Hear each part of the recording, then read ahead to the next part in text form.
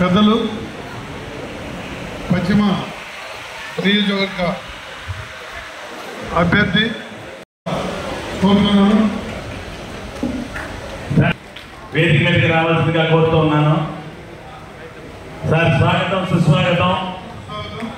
శుభాలు ఇక్కడ 1000 కళ్ళు ఎదురు చూస్తున్నాయి మీకోసం. మునిగిపోయిన మా అమరావతి, మా రాజధాని ఏమిటి, మా కోచం చేసుకో. సోమనాయుడు గారు రండి రండి. నగర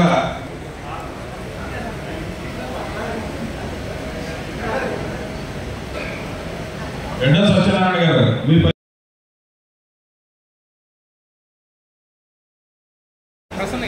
సార్ దయచేసి ఎవరు కూడా సమావేశం జరుగుతున్నప్పుడు గెస్ట్ డిస్టర్బ్ చేసి, స్పీకర్ డిస్టర్బ్ చేసి సమావేశం తీసుకోవాలి. దయచేసి వాళ్ళ చిన్న చిన్న సమస్యలను తెలుసుకున్నాను. నేనేం చేయగలను జరిగింది. ముఖ్యంగా వాళ్ళు చెప్పింది కర్మల సత్రం అడుగుతున్నారు. ఆ కర్మల సత్రం ఇంతకాలం లేదు అని అంటే చాలా ఆశ్చర్యంగా ఉంది. కాబట్టి కర్మల సత్రం చేయాలి. కమ్యూనిటీ హౌస్ పశ్చిమ నియోజకవర్గానికి కావాల్సిన మౌలిక సదుపాయాలన్నీ కూడా బాగా చేయించే విధంగా వాళ్ళని కూడా సహకారం కోరాను. వాళ్ళు సహకరిస్తే నేను ఎమ్మెల్యేగా గెలిచిన తర్వాత అనేక పనులు చేయొచ్చు. ఎమ్మెల్యే అంటే ఎలా ఉండాలి అనే విధంగా చేయొచ్చు. దానికంటే ముఖ్యంగా ఓటింగ్ పర్సంటేజ్ పెంచాలి అనేది నేను అడగడం జరిగింది. వాళ్ళందరూ కూడా చాలా ఉత్సాహంగా పనిచేయడానికి సిద్ధంగా ఉన్నారు. ఇంకో మాటలు చెప్పాలంటే బ్రహ్మరథం పడతా ఉన్నారు. Okay right. నేను మీ ప్రాణాయం ఏంటంటే నేను చెబుతా ఉంది. మీరు ఓటు ఈరోజు నేను మంచివాడని చెబుతున్నాను. నా ప్రత్యర్థి వచ్చి మంచివాడిని రెండింటిని బేరే చేసుకొని మీ ఓటు వస్తుంది మీరు కరెక్ట్గా వాడుకోండి. ప్రత్యర్థి యొక్క అనుభవం ఏంటి, అర్హత ఏంటి, చదువు ఏంటి, ఇందాక వారు చెప్పారు కదా. పని చేసేవాడికి నేను 25 కిలోమీటర్ల దూరంలో పశ్చిమ నియోజకవర్గానికి కంట్రీచర్లో 15 ఏళ్ళు పుట్టాను. ఇక్కడ చదువుకున్నాను. మా బాధలు, మా తాతలు, మా అమ్మ, మా నాయన, మా అందరికీ ఇక్కడ మూలాలు ఉన్నాయి. ఏ ఊరంటే విజయవాడ అని చెప్తాను. ఇది కూడా మొన్న నరేంద్ర మోడీ గారు మొన్న వచ్చినప్పుడు డయాస్ మీద అడిగితే విజయవాడ అంటే వెళ్ళి ఎలాగంటే విజయవాడ నాకు గిఫ్ట్గా ఇచ్చారు. విజయవాడ పత్రిక అది జరిగింది. విజయవాడ అంటే 3 నియోజకవర్గాలు ఉన్నాయి. ఎన్ని ఊహించాలి. విజయవాడ అంటే ప్రొఫెషన్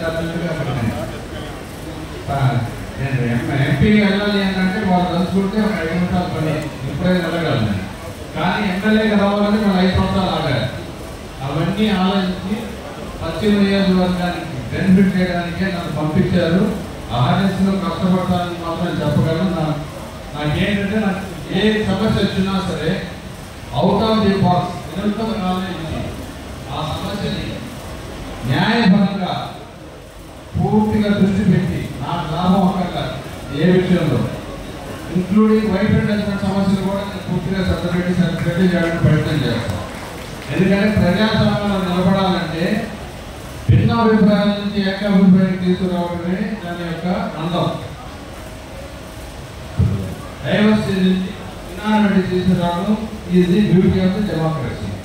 కాబట్టి అందరూ కలిసిమెలిసి ఉంది, కులాలు మతాలు అన్ని కలిసిమెలిసి ఉంది.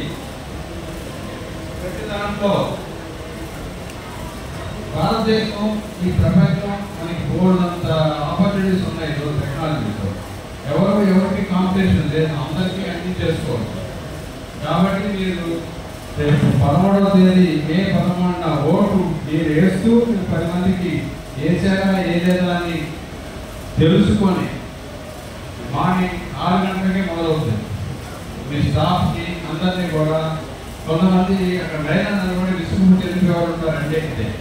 కాబట్టి 6 గంటల నుంచి త్వరగా లైన్ నిలబడి అందరితో ఓట్లు వేయించి ఆ తర్వాత నన్ను కానీ ఇద్దరిని కూడా మీకున్న కెపాసిటీ వరకు మమ్మల్ని వాడుకుంటే ఈ ప్రత్యేక